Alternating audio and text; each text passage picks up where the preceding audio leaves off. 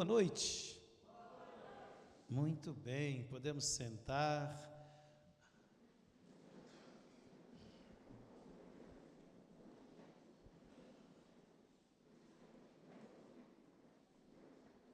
Quem está vindo porventura pela primeira vez na comunidade, levanta o braço assim. Isso. Como é que dizemos para os irmãos? Casa é sua, sinta-se à vontade. Se porventura não me conhece, meu nome é Jamir, sou o fundador da comunidade e seja bem-vindo, porque o nosso desejo é que realmente a casa seja sua. Amém? Queria te convidar a abrir a Bíblia, irmão, no capítulo 10 do livro de Atos dos Apóstolos. Atos, capítulo 10.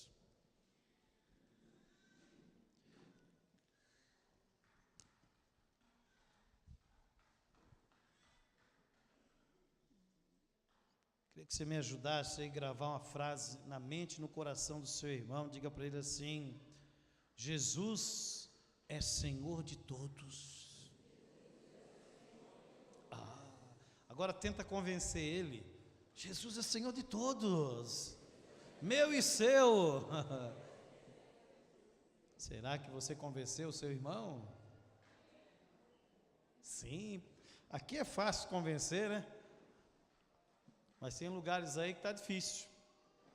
Muito bem, esse é o tema que nós queremos refletir nessa noite: Jesus, Senhor de todos. Uma passagem comprida, porque ela vai envolver duas pessoas, um cristão ainda vinculado ao judaísmo e um pagão desejoso de conhecer a novidade da palavra de Deus. Para ele era novidade. Então, um cristão, mas que ainda está aqui na sua cabeça vinculado aos preceitos do povo judeu. Veja bem, o que é mandamento do povo judeu é mandamento nosso. Os 10 mandamentos. Os mandamentos da lei são mandamentos nossos, os pais da fé, enfim. Mas os preceitos não são leis de Deus. E esse camarada chamado Pedro, você conhece muito bem, e aqui Atos 10, bem no início do cristianismo, Jesus já tinha ascendido ao céu, ele ainda tem, ele não, só ele não, vários dos que vinham do judaísmo para abraçar a fé de Jesus Cristo, e aqui ainda não tinha essa expressão cristão, né? Não tinha ainda essa expressão, os seguidores desse tal Jesus, desse Cristo, enfim. Até porque para o judeu, reconhecer Jesus como Cristo, seria começar a reconhecer que Jesus era o homem das profecias. Era o homem que as profecias falavam. Porque Cristo, Messias, tem o mesmo significado, é o ungido do Pai. O meu Cristo. O povo esperava o Messias. Então Jesus Cristo, Jesus Messias, porque Cristo não é sobrenome de Jesus, Cristo é porque ele era o ungido do Pai. Aquele que era esperado. Então reconhecer os seguidores do Cristo é dizer: poxa, mas peraí, se eles seguem o Cristo, nós matamos o Cristo, e agora como é que fica? Se o Cristo era o Cristo da profecia. É um negócio enrolado, né? Pedro, então, é um cristão, porque Pedro, o primeiro papa da história, você pode olhar na história, um homem que professou a fé em Jesus Cristo, e foi um dia amargo para ele ter que dizer 3 vezes te amo, porque cada vez que ele dizia eu te amo, ele lembrava da negação. Vou dizer para você um negócio, irmão: o que tem na minha história, na tua história, não se esquece, está aí, e é material que nós temos para sermos mais fortes. As coisas mais terríveis, talvez, que você já viveu na sua história, que eu já vivi na minha história, veja bem, está no passado, já foi, aconteceu. Hoje são materiais que me fazem fortes, porque eu sei que eu não devo ir por ali, que eu não devo me misturar com aquilo, que eu tenho que cuidar com certas situações ou pessoas. Sim ou não? Entende? Eu não quero lembrar do meu passado. Eu estou resolvido com o meu passado, mas não quero lembrar dele. Bem, tudo bem, não precisa lembrar do seu passado então, mas será que realmente está resolvido? E quando nós não estamos resolvidos com a nossa história, dificilmente nós vamos construir algo que seja sólido, que esteja na verdade. Amém? Então aqui nós temos um tema: Jesus é Senhor de todos. Cristão com a cabeça ainda amarrada no judaísmo, e um pagão desejoso de conhecer Deus. Ele queria conhecer Deus. Então esse cara Cornélio, ele era um centurião romano, e ele teve uma visão de um anjo, e o anjo vem para ele, está aqui nos primeiros versículos do capítulo 10, e diz para ele que as orações, veja, ele orava a Deus. Eu me lembro que, assim, quando eu imagino Cornélio orando, eu lembro daquela passagem de São Paulo lá em Atenas, e ele é muito inteligente, São Paulo, ele chega e diz assim: povo, eu vim aqui pela cidade de vocês e vi vários altares a vários deuses, e vi um altar dizendo, dedicado a um Deus desconhecido. E aí Paulo vai dizer: o que vocês adoram sem conhecer, eu vim para revelar quem é. Eu fico imaginando Cornélio adorando quem ele não conhece, porque eles rezavam para muitos deuses, e de repente ele começa a rezar para Deus sem um nome, ou talvez até já estava trazendo o Deus dos judeus, porque era conhecido como um Deus vencedor. Mas na cabeça de Cornélio, Deus era mais um Deus, no meio de tantos que existiam no conceito e na fé pagã. Mas um anjo do Senhor aparece para ele e diz: olha, Deus ouviu a tua oração, por isso envie alguns homens lá em Jope, na casa de um tal de Simão, e chama um homem, ele está orando. Vai lá. E ele vai dizer para o Cornélio que ele está hospedado na casa de Simão. Deixa eu pegar aqui a palavra. Vai na casa, chame o Simão, que tem por sobrenome Pedro, está na casa do Simão curtidor. Esse homem vai falar para você tudo o que tu precisa saber. E Cornélio, um pagão de vários deuses, mas que rezava ao Deus, talvez o Deus dos judeus, ou talvez até o Deus dos cristãos, que é o mesmo, né? Mas já com o conceito, com essa visão desse povo que segue um que foi crucificado.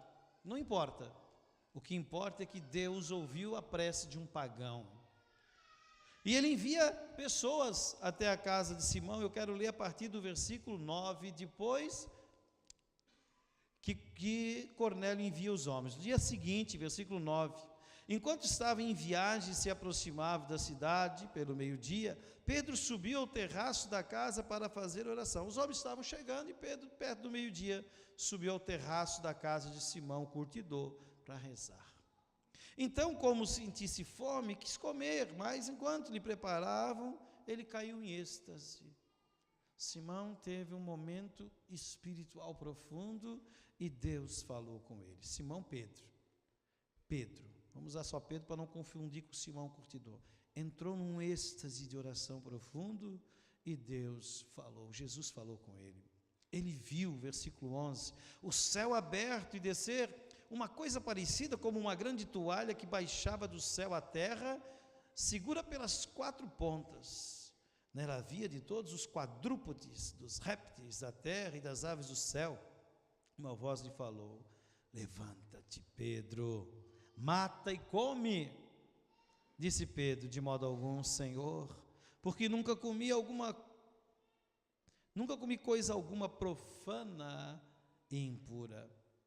Essa voz lhe falou pela segunda vez: o que Deus purificou, não chames tu de impuro. Repita comigo: o que Deus, não chames tu de impuro. Isso se repetiu 3 vezes e a toalha foi recolhida ao céu. Muito bem. Pedro tem uma visão. O Pedro tem uma visão para quê? Porque Deus, queria que você dissesse para o seu irmão: Deus se antecipa, meu filho. Fala: Deus se antecipa. Fala para o seu irmão, quando a situação chegar, o Senhor já está ali. Outro dia vinha uma palavra para mim, dizer para esse povo que reclama, dizer que reza e Deus nunca atende, né? Como se Deus não estivesse ouvindo a oração, e o Senhor dizia para mim falar: Ele já chegou. Está rezando bastante, tá? Deus nunca chega, Ele já chegou. Precisa você alcançá-lo. Rezamos pedindo que o Senhor se faça presente. Ele está ali, e você está presente? Ou está viajando numa oração às vezes vazia? Numa oração às vezes, como é que chama? Só com uma intenção, me fugiu a palavra agora aqui, né? Mas aquela oração, eu quero, e não olha ao redor. Às vezes egoísta essa palavra, oração egoísta. De uma pessoa que não se abre para ver a ação do Senhor ao redor. Então, Senhor, eu estou orando e o Senhor não faz a obra, eu estou orando e o Senhor não faz a obra. Onde está Deus? Deus está ali. E Ele olhar para você e dizer: eu já estou aqui, eu estou te esperando agora. O que vamos fazer? Fala para o seu irmão: o Senhor sempre está lá. Diga para ele: sempre está lá. Se tu não vês, diga para o seu irmão: se tu não vês, é porque está cego. E olha só, meu irmão, o que faz a gente ficar cego? O pecado. É o pecado. O pecado, ele nos deixa cegos, surdos e lentamente vai nos deixar mudos. Mudos. Então Pedro, o Senhor se antecipa à situação que ele vai enfrentar, para dizer o seguinte: olhe bem, o que Deus purificou, não chames tu de impuro. Por quê? Porque agora vai chegar os homens da casa do pagão, os homens da casa do Cornélio pagão vão chamar Pedro, um judeu, um cristão, mas que ainda tem a sua cabeça ligada em preceitos judeus, que vão dizer: um judeu não pode ir na casa de um pagão, não pode ir. Interessante, se a gente analisar a palavra de Deus, Jesus não foi na casa de nenhum pagão. Que eu me lembre, ele não foi, ele recebeu pecadores, foi na casa do Zaqueu. Zaqueu não era pagão? Não, Zaqueu era judeu. Ele foi na casa de Lázaro, não, Lázaro era um doente, leproso, era judeu. Você está entendendo? E por quê? Porque Jesus não podia escandalizar a lei, os profetas, os preceitos. Ele veio para aquele povo, depois o povo rejeitou. Agora não, se abre uma nova visão a partir de Jesus Cristo. A visão daquilo que é verdade. Deus é Deus de todos. Os profetas já diziam isso. Deus é Deus de todos, mas é como se o povo judeu, eu acredito que era um povo de predileção de Deus, um povo onde Deus parecia que eram os preferidos do Senhor. Se nós olhar pelo fato de que Deus ama a todos igual, não teria isso, mas a esse povo coube conhecer a Deus e revelar Deus para a humanidade.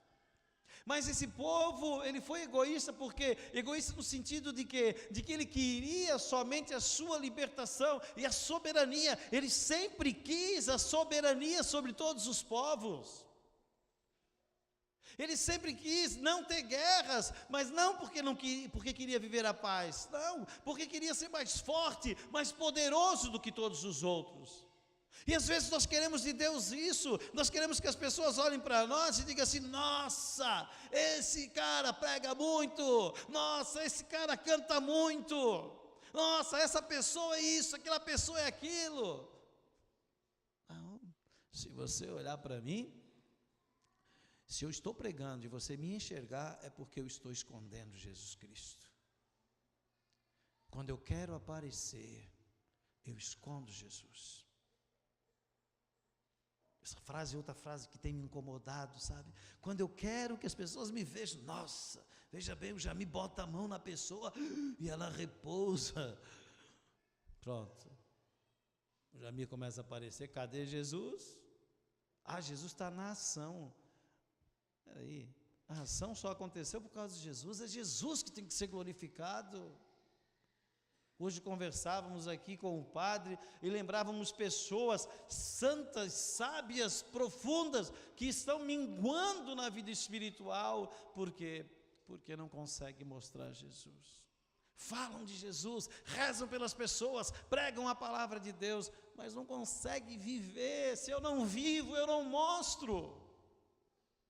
Eu posso até mostrar o caminho, mas quando eu cair, é possível que eu vá derrubar muitos daqueles, entende? É possível não? Vai cair muita gente. Então diga comigo, diga o seu nome, Jamir, não vou cair, em nome de Jesus. Porque se eu cair, vou derrubar muita gente. Aí você diga assim, o Jamir se cair vai derrubar muita gente, mas eu não, estou começando agora. Oh, meu feliz. O mesmo vigor espiritual, eu creio, a mesma unção, eu creio, a mesma graça que está em mim, que está no Papa, com exceção do seu ministério, está presente em você. É o Espírito do Senhor que faz tudo, amém? Com exceção do ministério do Papa, é diferente. Mas é a graça de Deus, já recebemos isso no batismo. Então, Jesus, voltando para a palavra, ele se antecipa para dizer, olha aqui, muda o teu conceito, Pedro, muda o teu conceito, muda o teu conceito. Sempre é possível. Jesus disse isso lá para Marta, diante da situação de Lázaro. Marta, minha filha, se creres, tu vais ver a glória de Deus. Marta viu a glória de Deus, sim ou não? Como foi? Ah, Lázaro voltou em vida. Isso é glória de Deus? Sim e não. Se toda a glória de Deus que eu espero é uma cura, um milagre, ou até mesmo a ressurreição de alguém que morreu, irmão, pode ter certeza que a minha espiritualidade, ela vai começar a baixar, porque eu alcancei a glória de Deus. Isso é uma expressão da glória de Deus, mas Jesus está dizendo, se creres, tu vais ver, muito além daquilo que eu vou fazer agora.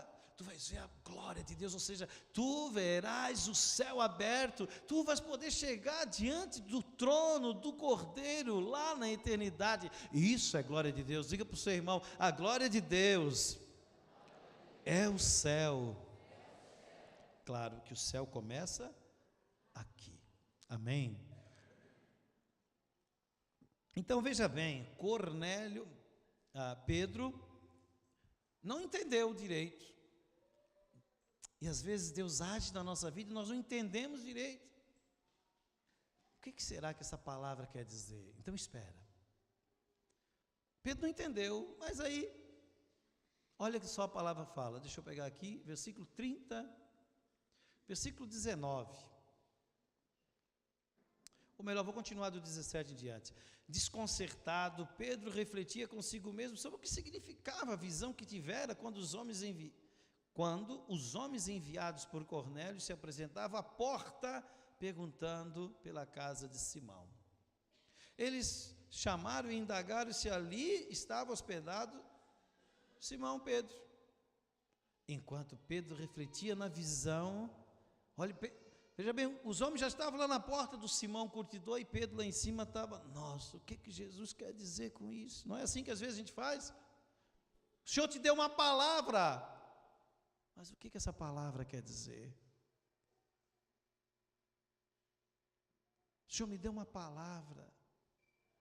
alguém rezou por mim e teve uma visão. O que essa visão quer dizer? O que quer dizer perna de pau? Foi isso que veio aqui na visão agora. Várias pessoas, várias pernas. Você sabe o que é perna de pau, né?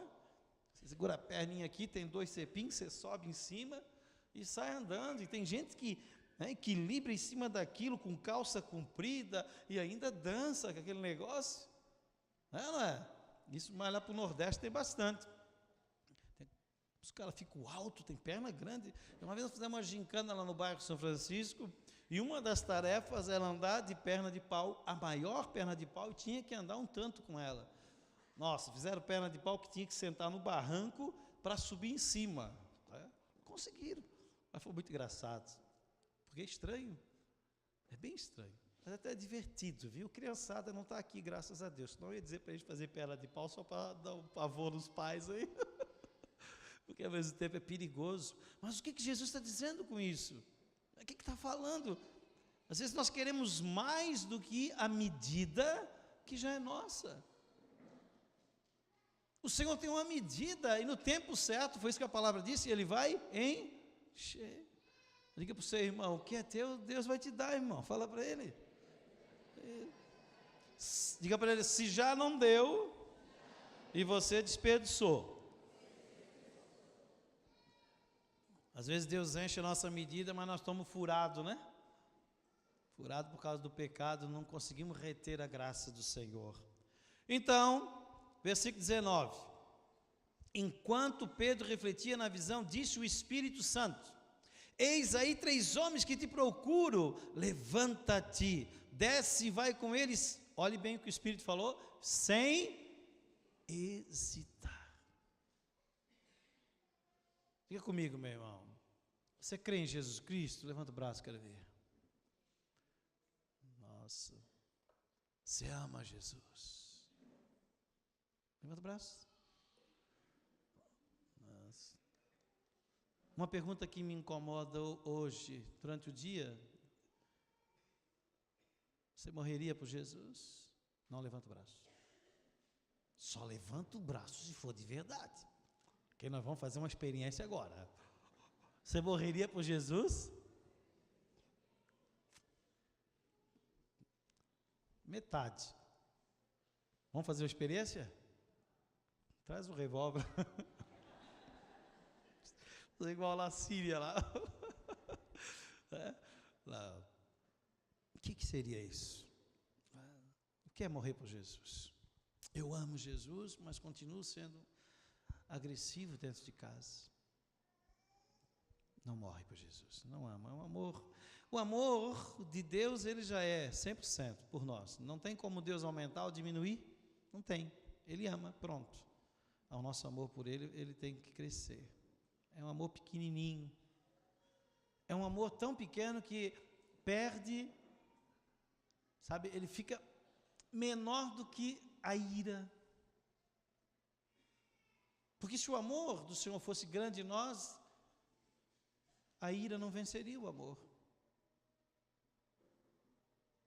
E às vezes nós nos iramos com o outro, a ponto de brigar, de ofender, sim ou não? Acontece, não acontece? Acontecia muito comigo, mas hoje em dia, ainda se eu não cuidar, né? Ontem nós fizemos uma brincadeira aqui, dia de fraternidade, e toda brincadeira é formativa. Olha, eu tenho um problema, não posso brincar. Mas aí que eu tenho que brincar, que eu tenho que aprender. Né? Eu quase arranquei a barba do Eric fora, disse, vou arrancar a barba dele. Porque eu não entro na brincadeira para brincar somente, eu preciso ganhar. Senão não tem graça. Sei perder. Não é? Mas isso, então eu preciso aprender. Eu preciso aprender isso. Então veja bem, eu amo Jesus Cristo, mas ainda às vezes esse amor é insuficiente para me conter. Consegue entender isso, sim ou não? E nós acabamos o quê? Machucando o outro. E quando eu machuco o outro, eu firo a Deus. Eu firo a Deus. Está entendendo, irmão? Olha só. O Espírito Santo está dizendo, escuta a palavra e segue a orientação sem hesitar. Muito bem. Pedro se levanta, versículo 21. Desceu ao encontro dos homens e disse: aqui me tendes? Disse para os homens: sou eu quem buscais. Qual é o motivo que viestes aqui? E eles contaram a visão de Cornélio. Eles disseram: o centurião Cornélio, homem justo, era um homem bom, e temente a Deus, mesmo sem conhecer, muito. E ele tinha um prestígio bom entre os judeus. Olha, ele teve a visão de um santo, está aqui na leitura, não vou ler tudo, vai ficar comprido. Pedro se levantou no outro dia com eles e foi. 24. No outro dia, chegaram a Cesareia. Cornélio os estava esperando, tendo convidado os seus parentes e amigos mais íntimos. Cornélio já preparou ali uma ação rava. Pedro chegou para pregar com um suporte bom, e Cornélio convidou a família toda para aquela noite de avivamento. Fantástico. Quando Pedro estava para entrar, Cornélio saiu ao recebê-lo e prostrou-se aos pés para adorar Pedro. Coitado.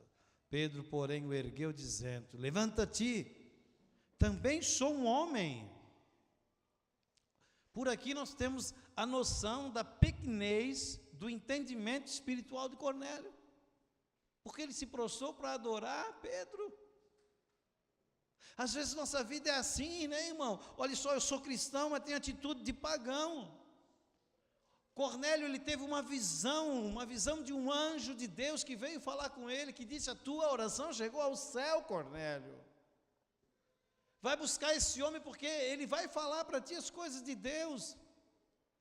Deus está falando, Deus está conduzindo, e o nosso entendimento, às vezes, ele é imediatista, né? Eu quero para agora. Então, Pedro deve ser um Deus.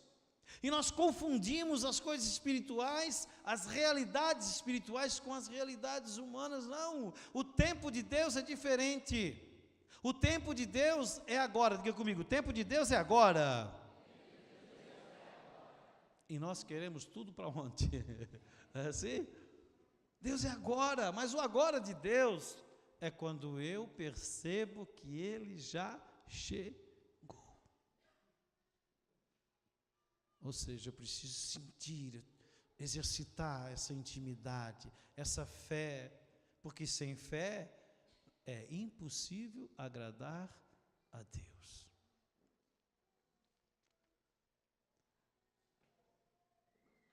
Versículo 28, ele vai fundamentar o judaísmo presente nele, de Pedro. Vós sabeis que é proibido a um judeu aproximar-se, olha só, aproximar-se de um estrangeiro ou ir à sua casa. Todavia, Deus me mostrou, e ele vai entender agora a visão. Deus me mostrou que nenhum homem deve ser considerado profano ou impuro. Diga para o seu irmão, por favor, me ajude para acordar os que estão dormindo. Diga para ele: você tem jeito, meu filho. Você tem jeito. Fala para ele: você vale a pena. Aos olhos do Senhor, você vale a pena. Diga para ele: aos olhos do mundo pode ser que não. Mas nós somos, não precisa dizer essa parte, mas nós somos cidadãos do céu. Estamos na terra num exercício de vida, exercício para viver bem, um exercício para o amor. Outra palavra que me incomodou bastante outro dia: nós somos um exercício da bondade de Deus. Jesus Cristo vai dizer: olha só, Deus é bom, então nós somos o quê? Ontem eu refletia sobre a árvore boa e a árvore ruim. A árvore boa, mas nós todos somos filhos de Deus, todos nós nascemos bons. Eu usava esse exemplo, pregava um monte de bombinhas. Nós temos várias crianças em casa, né? Tudo pequenininho. Dá para mim dizer, tudo no carrinho, encostado, estacionado. Agora tem que pintar faixas amarelas para estacionamento de carrinho aqui em casa, né? Tem que botar as placas de trânsito, sentido único, vai e vem, daqui a pouco esbarra tudo. Você imagina, eu vou pegar lá, vamos ver se eu consigo lembrar o nome da piazada. Rebeca Filipe, Mateus, Tiago já é maior, vamos deixar só os pequenininhos. Elisa, tem mais algum? 4. Bota tudo dentro do carrinho e diga, esse é bom, aquele é ruim. Posso fazer isso? Posso. Mas qual é a realidade? Qual é a verdade? Todos eles são bons. Vão ficar ruins como? Dependendo da educação que o pai e a mãe. Sim ou não? Sim. Você está entendendo? Todos nós somos bons, todos nós valemos apenas, e nós não perdemos o valor para Deus, nós nos afastamos. Mas Deus continua amando e desejando que a gente se aproxime dEle. Então não existe, existe as ações impuras, existem as impurezas presentes na vida da pessoa pelo pecado, mas a pessoa em si, ela é apreciada por Deus. Senão ele não ia dizer lá no capítulo 43, eu te aprecio e te amo. Ele não está falando isso para um santo, ele está falando isso para um pecador, para um povo rebelde que sempre trocava ele por um pagão, por um deus Baal, perdão. Ele está falando para um povo predileto, um povo que ele amava, que sempre trocava ele por qualquer ídolo. Eu te aprecio, eu te amo. Deus te aprecia. Sabe, as pessoas, a vida não tem mais sentido, eu vou me matar. Pelo amor de Deus, quanta ignorância. É porque eu faço todo mundo sofrer, então faça todo mundo ser feliz. Eu vou resolver o problema de todo mundo. Que egoísmo é esse? Vai deixar agora todo mundo sofrendo? O sofrimento das pessoas que te amam, quem tenta o suicídio, vai continuar. Vai continuar. É porque eu estou fazendo todo mundo sofrer, então faça todo mundo se alegrar. Não é o mundo que vai mudar ao seu redor, é eu que vou mudar, irmão. Não espere que os outros se convertam se você não se converteu. A minha vida precisa ser melhor, que todo mundo ao meu redor se converta tu. E aí, primeira coisa que tu vai ver é que a tua vida é boa. Que a tua vida é boa. E que talvez tu seja culpado. O primeiro culpado, por ela não estar aparentemente aos olhos de todos, e antes aos teus olhos, boa. Por fim, versículo, deixa eu dar um salto aqui, 34. Cornélio, ele fala para Pedro a visão do anjo, e Pedro vai dizer, versículo 34, Pedro tomou a palavra e disse, em verdade reconheço que Deus não faz distinção de pessoas, mas em toda nação lhe é agradável aquele que o temer e fizer o que é justo. Pergunta para o seu irmão assim para mim, faz favor, é porque hoje eu estou fraquinho, preciso da sua ajuda. Pergunta para o seu irmão assim, você quer ser agradável a Deus? É impressionante como tem gente que em vez de olhar para o irmão, olha para mim. Olha para o seu irmão aí, você quer ser agradável a Deus? Seja temente e justo. Temente é aquele que põe a Deus acima de tudo. Justo, eu não preciso dizer o que é justo, você sabe. É aquele que pratica a justiça segundo os ensinamentos do Senhor. Versículo 36, Deus enviou sua palavra aos filhos de Israel, anunciando-lhes a boa nova da paz, por meio de Jesus Cristo. Este é o Senhor de todos. E Pedro começa a fazer uma pregação tremenda, e quando ele chega no versículo 44, o Espírito Santo diz assim, ô Jamir, já falaste demais, quem sabe agora não é hora de entrar Jesus. Ô Pedro, já falaste demais. Olha que coisa linda, versículo 44, Pedro estava falando ainda, e aqui o ensinamento poderia ser esse, não é porque a pregação de Pedro estava chata, é que a pregação de Pedro estava tão profunda, eles estavam tão ansiosos na maravilha que era Jesus Cristo na boca de Pedro. sabe, na docilidade, no amor que Pedro podia transbordar a respeito de Jesus Cristo, no amor que ele tinha por Jesus Cristo, na realização de vida que ele tinha em Jesus Cristo. Ele transbordava sobre aquelas pessoas, e eles iam certamente crescendo os olhos e abrindo o coração, e no silêncio já, ou até mesmo nas manifestações físicas, eles iam dizendo: eu quero esse negócio, eu quero essa experiência. Então o versículo 44 vai dizer: Pedro estava ainda falando quando o Espírito Santo desceu sobre todos os que ouviam a santa palavra. E todos receberam a efusão do Espírito Santo. Amém, irmão? Deus, Jesus é Senhor de todos. Um pagão, longe de Deus, tem o direito de receber uma efusão do Espírito Santo. E um cristão precisa ter convicção de cristão. Nós temos na igreja muito católico que tem um monte de pensamento de várias doutrinas, só não segue a doutrina da igreja que é dele, que é a católica. Vários conceitos. Eu acho que isso não deve ser assim, eu acho que aquilo não deve. A igreja, eu sou católico, não mudo, mas a igreja está atrasada. Eu penso que tem que ser assado. Vai para o inferno. Vai mesmo, sabia? Não é que eu estou mandando o cara para o inferno, ele vai sozinho, pensando desse jeito, vai sozinho.